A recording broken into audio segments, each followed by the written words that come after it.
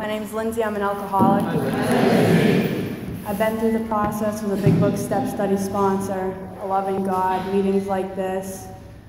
I still have some amends to make and practice all of these steps in my life on a daily basis to the best of my willingness. Thank you for asking me to speak. Very nervous. I saw the eyes on me when I walked through that door, and I knew it was about me. But I believe God gives me what I need to be doing, and it doesn't always feel good. It doesn't always feel comfortable, but I do it because I know the results are always good. Much better than my plans. So step 3, at this point, I've admitted I was powerless over alcohol. And to give you a little bit of what that looked like in my life from a young age, I started drinking around the age of 13, and I was always restless, irritable, discontent, and had a lot of fear and a lot of secrets from a very young age. And when I drank, I don't remember drinking and being like, this is wonderful. I don't remember thinking that, but my actions from that day on said that I fell in love with it. You know, it did something for me, something so powerful that I continued to chase it till I was 23, locked in my apartment smoking crack, and that's where it brought me. I continued to chase that. I like being in an altered state of mind and body. I enjoy that, because without a substance, without alcohol, I'm afraid, I'm uncomfortable, I don't like it. When I drink, when I do drugs, I don't feel that anymore. Or at least that was the case for a long time. And with alcohol, at a very young age, I was drinking regularly, and I was always the one, it was usually me and my brother, and one other person that was up till like 5, 6, 7, 8, 9 in the morning, and everyone else is passed out. There's a reason for that, because once I take a drink, I don't stop. I'm the one that's drinking the bottle, trying to get the droplets at the end. That's me. And I remember doing the math, like, oh, we're getting a 30 rack? No, I don't think so. Like, that's 5 beers each. It's not gonna happen. We need that, and we need a bottle of liquor, and that would be all right. And even that wasn't usually enough, but sometimes it was. But the point is that I knew that I was gonna need more. And for a long time, that's what I did. And I did not drink with impunity. There was a lot of problems that came with it. I started getting arrested at a very young age. First it was assault and batteries, and then it was alcohol and drugs from there on out, because that was my solution. My first solution to anger and fear was physical violence, and that was my story. And you can look up my criminal record and you can see the progression of my disease. It's on paper. And my life was unmanageable. But the lie I told myself for a long time was that because I did well in school, because I had a job, because people liked me, that I had my shit together, because I had people reinforcing that in my life. People that I partied with would say, how do you do it? How do you get good grades? How do you do it? And I'd be like, I don't know. But what I did was I put so much energy into making everything look okay That's how I did it. That was very important. One of the most important things in my life was that you thought I was okay. So I did everything I possibly could to paint that picture for the people around me. Because I was afraid if you knew who I really was, and this was probably true, if you knew who I really was and knew what I did, you wouldn't like me. That was the truth, and I knew it. Because I was dishonest, I was selfish, in all different ways, My motives were never good. Well, I'm not going to say never, but like a lot of times, it wasn't good. And,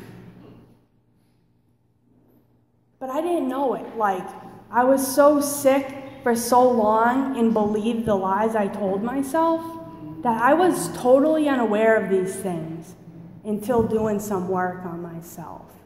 Until towards the end of my active alcoholism,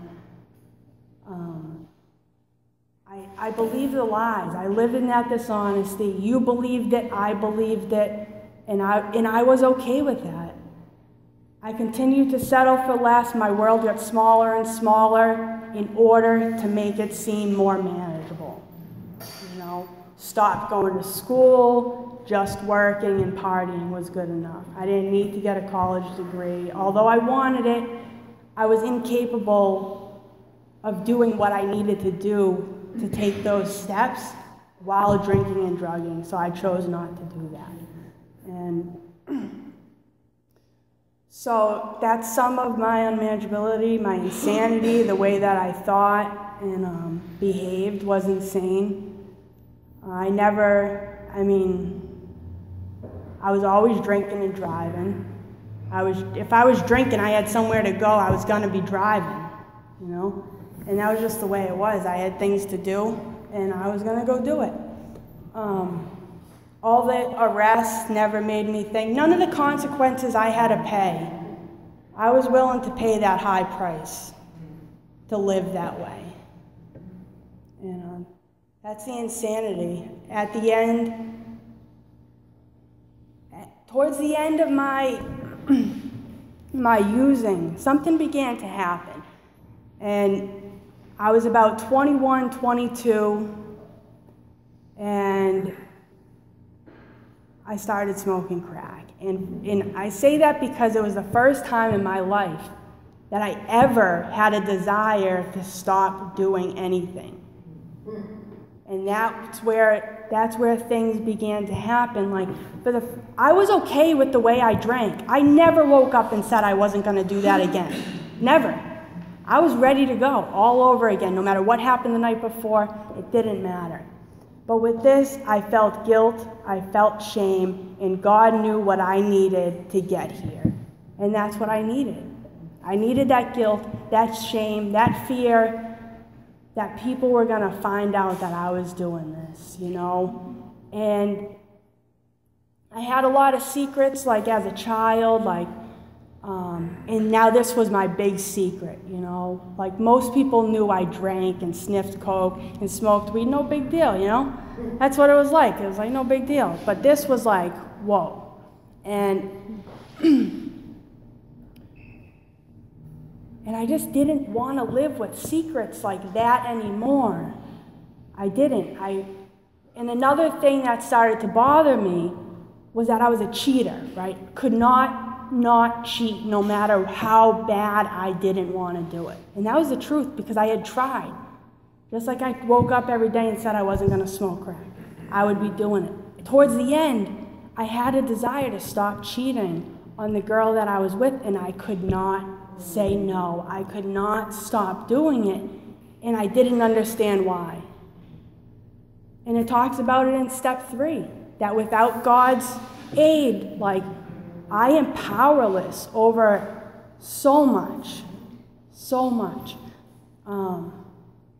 And I didn't have the power to stop. Where I was at in my life, relying on myself, full of fear, scared of what everyone was going to think of me, I could not behave in a way that held any morals, values, nothing. And I knew it. So that went on for about a year and a half of like this desire to stop but not knowing what to do. And I was in a relationship, like I said, and she didn't know like the extent of my disease. She had no idea what I was doing. She knew something was wrong, but she didn't know what. And she didn't want to ask because I don't think she wanted to find out.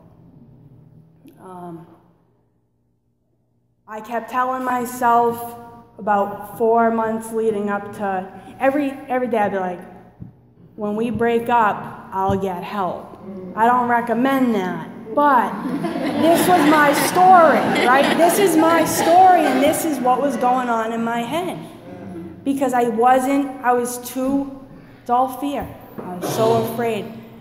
I was more afraid of people finding out what I was doing than I was to get help. Like it didn't matter that I was falling apart on the inside, that I was on the verge of losing everything. What mattered was that you thought I was okay, that you still were convinced that I had my shit together. And I knew I didn't, and that's what mattered the most, was that for the first time in my life, I was honest with myself, and I knew I was falling apart. Like, I knew that when we broke up, because it was going to happen, we always broke up. We were always breaking up. But this time it was going to be different, and it was. That's the good part of it. It was different. We broke up in August, right?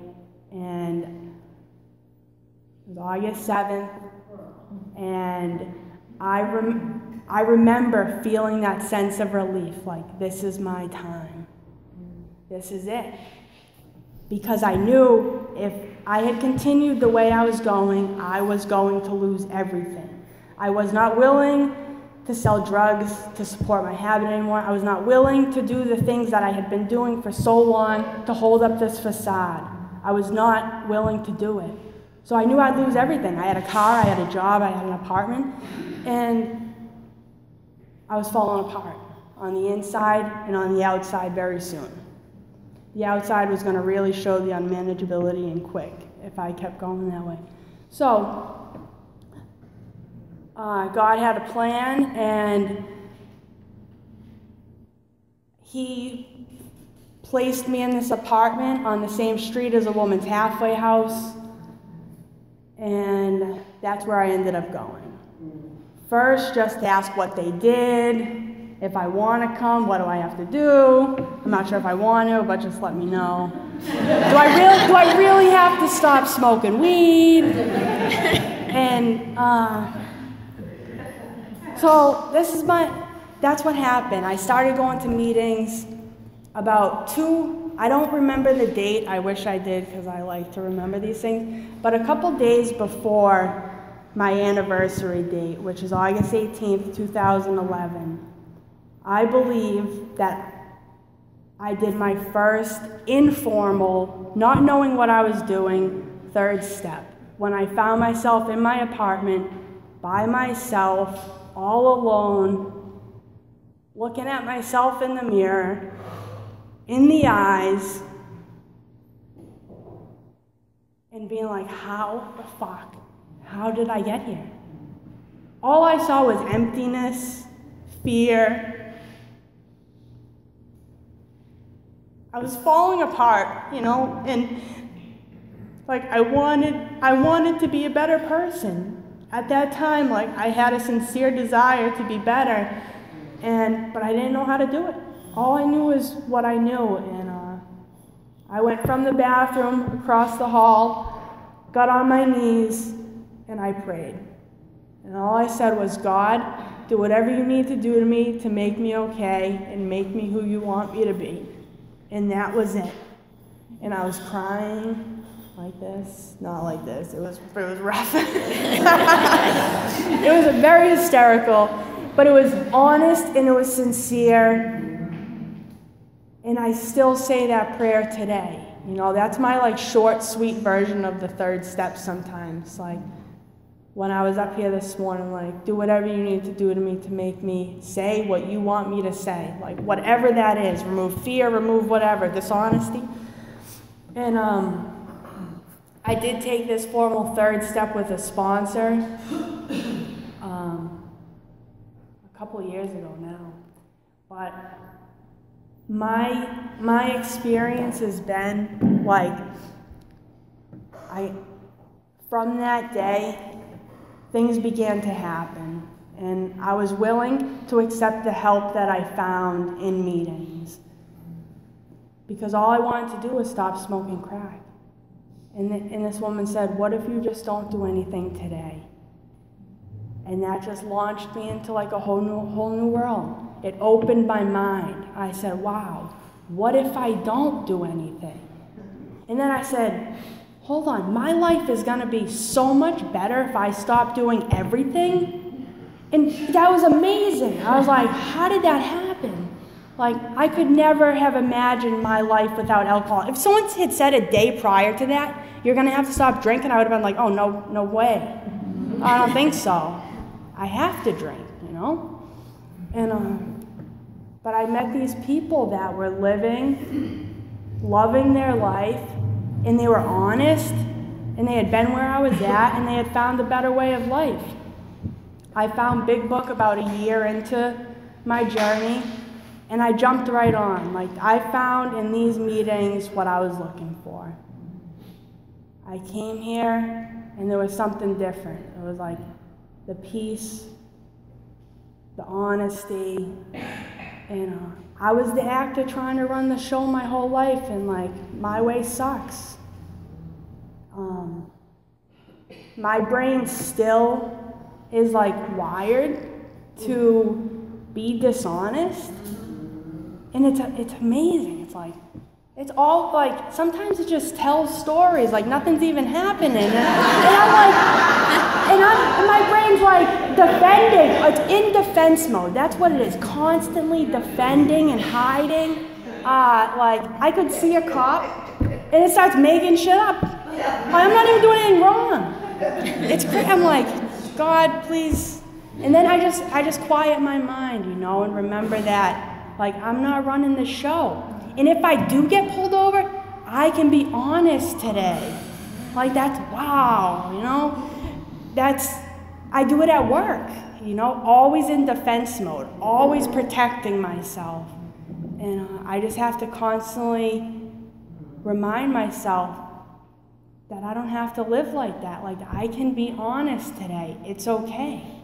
And when you're doing the right thing and living the right way, it's really much easier to be honest. There are some times where it's very difficult to express my feelings, to tell someone what's going on in my life. But it's a lot easier than when you're out there cheating and doing all sorts of crazy stuff. I'm able to be honest today. I'm able to practice giving my problems to God, asking other people for help, because I still don't always know what the right thing to do is, but I know I want to do the right thing, you know, and that's the difference today. That I want to do the right thing, and it's such, like, I have these tools, I have this program that helps me look at things differently. Because that's what it's all about. It's all about changing my perspective and learning how to trust and rely on a higher power, on my God. And this work definitely has worked for me, and I see it working in other people's lives every day. I'm so grateful for this program and that I'm able to help other women today. At one point, I really wanted to, and then I was scared to death to help others. But as long as I continue doing the work, then I have the experience to share. And when I don't know, I can ask other people today.